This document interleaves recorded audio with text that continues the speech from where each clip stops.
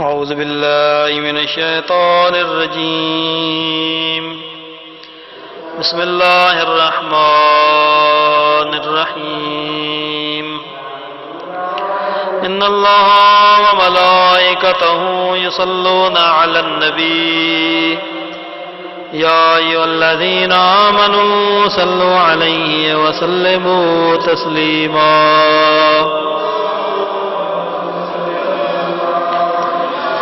اللهم صل على محمد وآل محمد وعجل فرجهم والعن أعداءهم بسم الله الرحمن الرحيم عن فاطمة الزهراء عليه السلام بنت رسول الله صلى الله عليه وآله قالت دخل علي أبي رسول الله في بعض الأيام فقال السلام عليك يا فاطمة وقلت وعليك السلام يا أبتاه فقال إني أجد في بدني ذوبا وقلت له أعيذك بالله يا أبتاه من الذوب فقال يا فاطمة ائتيني بالكساء الجماني وغطيني بي وغطيت بي وسرت أنظر إليه وإذا وجهه يتلألأ كأنه البدر في ليلة تمامه وكماله فما كانت إلا ساعة وإذا بولدي الحسن عليه السلام قد أقبل وقال السلام عليك يا أمه فقلت وعليك السلام يا قرة عيني وثمرة فؤادي وقال لي يا أمه إني أشم عندك راية طيبة كأنها راية جد رسول الله وقلت نعم إن جدك تحت القصاب فأقبل الحسن نحو القصاب وقال السلام عليك يا جدة يا رسول الله أتأذن لي أن أدخل معك تحت القصاب فقال وعليك السلام يا ولدي ويا صاحب حوضي قد أذنت لك ودخل معه تحت القصاص صلوات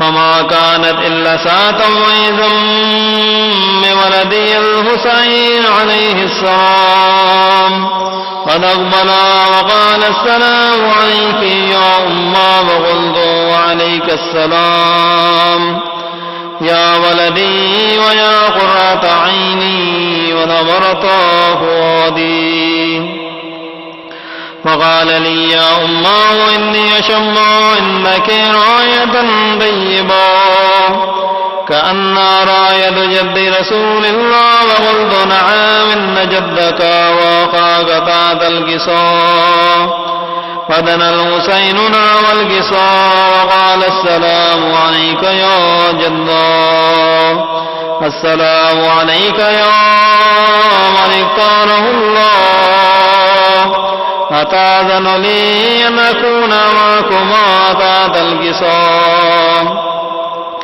فقال وعليك السلام يا ولدي ويا شافع أمتي قد أذنت لك ودخل معهما تحت القصاص صلوات فأقبل عند ذلك أبو الحسن علي بن أبي طالب فقال السلام عليك يا بنت رسول الله. فقلت وعليك السلام يا أبا الحسن ويا أمير المؤمنين.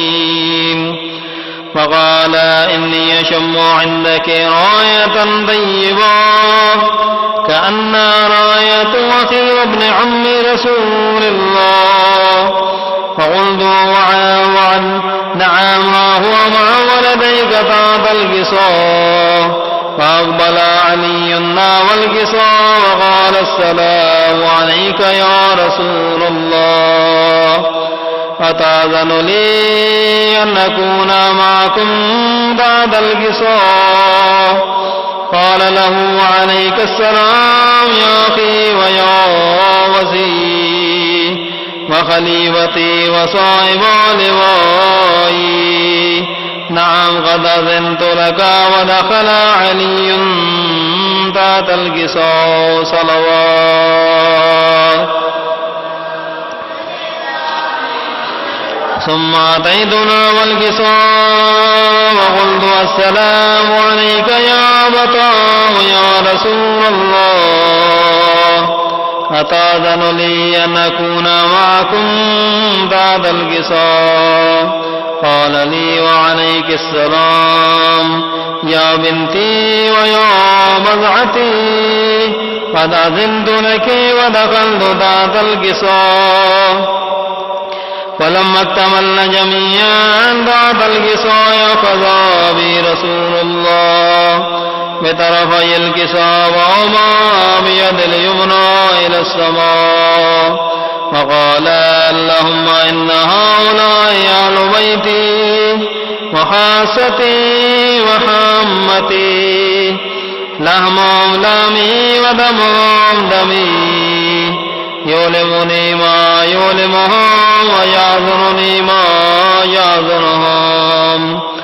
أنا حرب لمن حارب وسلمان لمن سالمهم، وعدو لمن عاداهم ومحبا لمن أحبهم.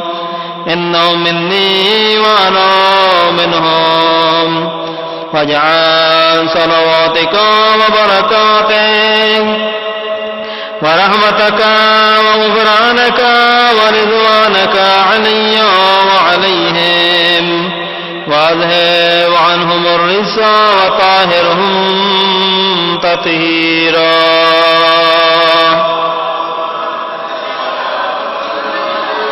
فقال الله عز وجل يا ملائكتي ويا سكان السماوات، إني ما خلقت سماء مبنية ولا أرضا مضيا ولا قمرا منيرا ولا شمسا مضيا ولا فلكا يدورا ولا بحر يجري ولا فلك يسري إلا في محبة هؤلاء الخمسة الذين هم تحت القصاء.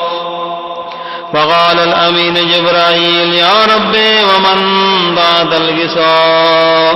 فقال الله عز وجل هم أهل بيت النبوة ومعدن الرسالة، هم فاطمة وأبوها وبانها وبنوها. فقال جبرائيل يا ربي أتأذن لي أن أهبط إلى الأرض لأكون معهم سادسا؟ فقال الله عز وجل نعم قد أذنت لك. وهبط الأمين جبرائيل وقال السلام عليك يا رسول الله.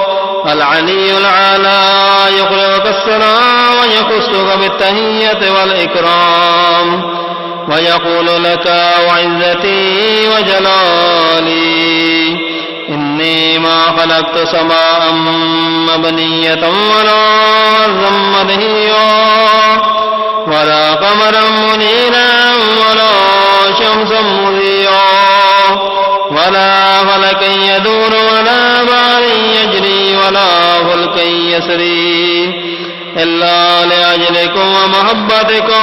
وقد أذن لي أن أدخل معكم، فهل تأذن لي يا رسول الله؟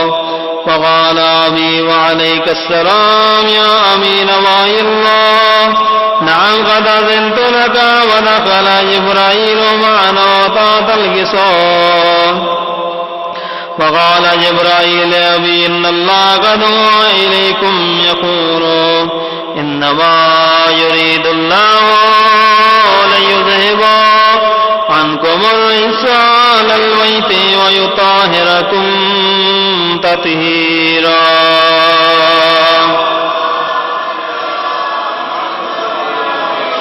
فقال علي لأبي يا رسول الله أخبرني ما لجلوسنا هذا تحت القصاء من الفضل عند الله. فقال والذي بعثني بالحق نبيا واصطفاني بالرسالة نجيا ما ذكر خبرنا هذا فيما في مما في لآل الآن وفي جمع من شيعتنا ومحبينا إلا ونزلت عليهم الرحمة وأنفت بهم الملائكة واستغفرت لهم إلى أن يتفرقوا. فقال علي عليه السلام ذم الله فذنا وفاذا شيعتنا ورب الكعبة.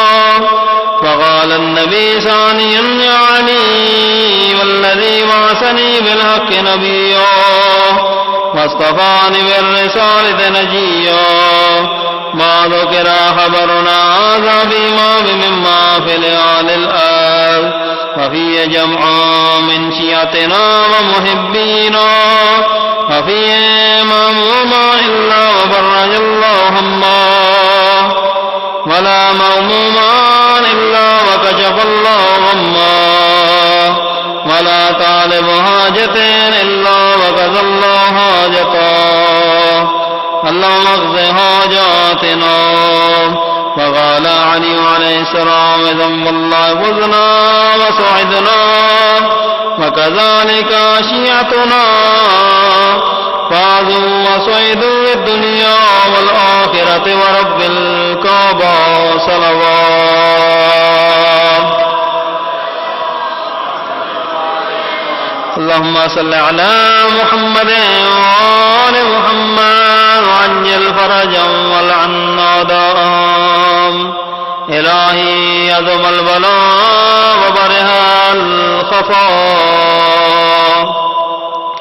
وانكشف الغطاء وانقطع الرجاء وضاقت الأرض ومنعت السماء وأنت المستعان وإليك المشتكى وعليك المعول في شدة والرخاء.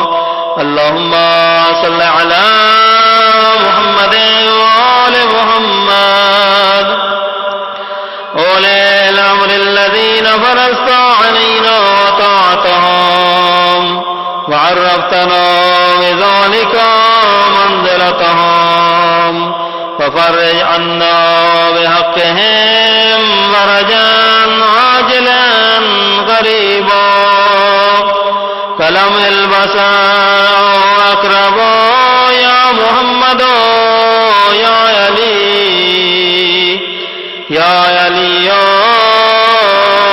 يا محمد. اكفياني فإنكما كافيان وانصراني فإنكما ناصران يا مولانا يا صاحب الزمان يا مولانا يا صاحب الزمان يا مولانا يا صاحب الزمان.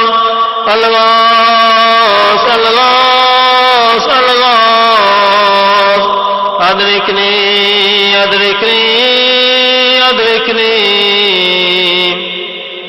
الساعة الساعة الساعة العجل العجل العجل برحمتك يا أرحم الراحمين. إلهي بحق محمد وأنت المحمود وبحق علي وأنت الأعلى بحق فاطمة وأنت فاطر السماوات والأرض وبحق الحسن وأنت المحسن وبحق الحسين وأنت قديم الإحسان وبحق 9 المعصومين من ذرية الحسين عليه السلام۔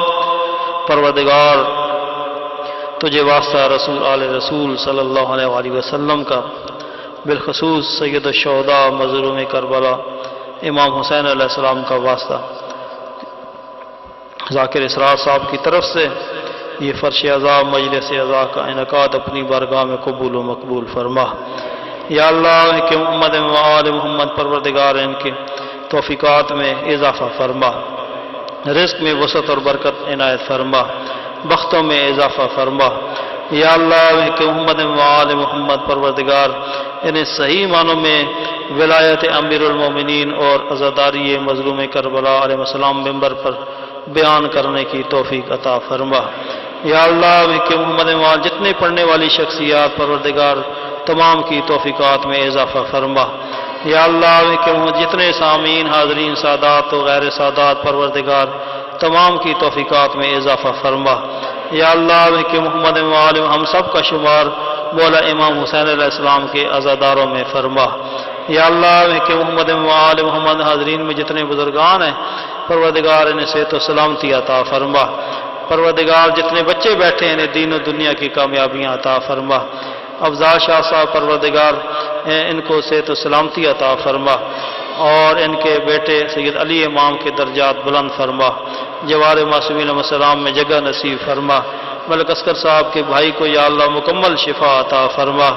یا اللہ ان کے محمد و آل محمد پروردگار بحق چہاردہ معصومین علیہ السلام میرے استاد محترم قائد ملت جعفریہ آغا سید حامد علی شاہ موسوی نجفی انہیں صحت و سلامتی عطا فرما، ان کی زندگی دراز فرما۔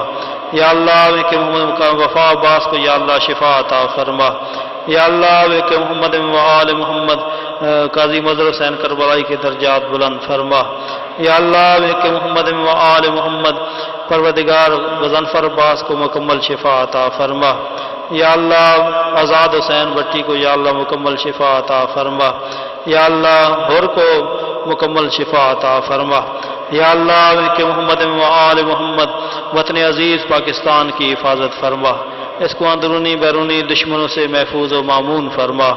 پروردگار بحق چہاردہ معصومین علیہ السلام جہاں کہیں مومنین آباد ہیں سب کو حفظ و امان عطا فرما۔ یا اللہ ان کے محمد و آل محمد اسرار شاہ صاحب کو یا اللہ مکمل شفا عطا فرما۔ یا اللہ ان کے محمد و آل محمد جتنے مومنات مریض ہیں سب کو شفا عطا فرما، جو پریشان حال ہیں ان کی پریشانیاں دور فرما۔ یا اللہ جو بے اولاد ہیں انہیں نیک اور صالح اولاد عطا فرما۔ یا اللہ ان کے محمد و آل محمد ہمارے آقا و مولا امام زمان علیہ السلام کے ظہور میں تعجیل فرما، ان کے نوکروں خادم میں ہمارا شمار فرما۔ یا اللہ ان کے محمد و آل محمد جتنے تشریف لائے ہیں اس مجلس میں شرکت کرنے کے لیے پروردگار سب کا ایک ایک قدم جو ہے وہ مولا امام حسین علیہ السلام کی زواری نصیب فرما۔ یا اللہ ان کے محمد و آل محمد ہماری دعاؤں کو مستجاب فرما۔ تمام دعاؤں کی قبولیت کے لیے بلند آواز سے صلوات اللہ محمد